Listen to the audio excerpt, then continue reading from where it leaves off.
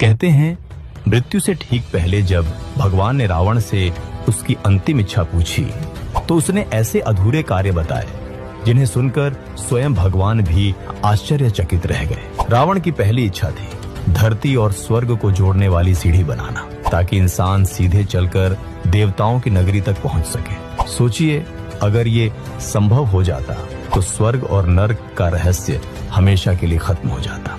दूसरी इच्छा, वह चाहता था कि कोई भी बच्चा अपने पिता से पहले न मरे। रावण के अनुसार यह दुनिया का सबसे बड़ा अन्याय है। उसकी इच्छा थी मृत्यु को एक नए नियम से बांध देना। तीसरी इच्छा, उसने सोचा था मनुष्य मृत्यु के समय खुद अपने पाप पुण्य देख सके। इसके लिए वह एक अद्भुत यंत्र बनाना चाहता था जिससे यमराज के दूतों की जरूरत ही खत्म हो जाती और इंसान खुद जान पाता कि उसे स्वर्ग मिलेगा या नर्क।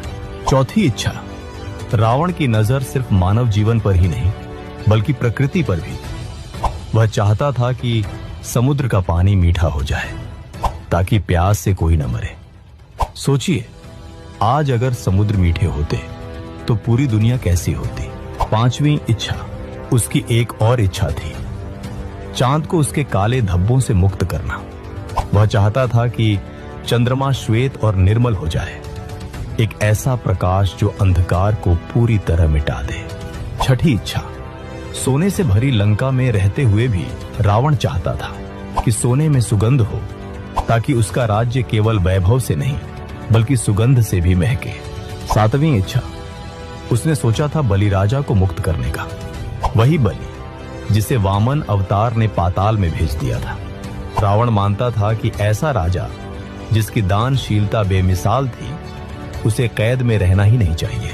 आठवीं और सबसे अद्भुत इच्छा, रावण चाहता था कि पृथ्वी का भार उठाने वाले शेषनाग को मुक्त कर दे। उसने सोचा था इंद्र के वज्र और पृथ्वी के लोहे को मिलाकर एक अखंड खंभा बनाएगा जो सृष्टि का बोझ संभाले ताकि शेषनाग विश्राम कर सके। अब सवाल ये है, अगर रावण सच में ये काम पूरे कर देता तो क्या हम आज की दुनिया को पहचान भी पाते? अगर आपको लगता है कि रावण सिर्फ नायक या खलनायक नहीं बल्कि एक रहस्य था तो कमेंट में लिखिए जय श्री राम और इस वीडियो को अपने दोस्तों से शेयर कीजिए।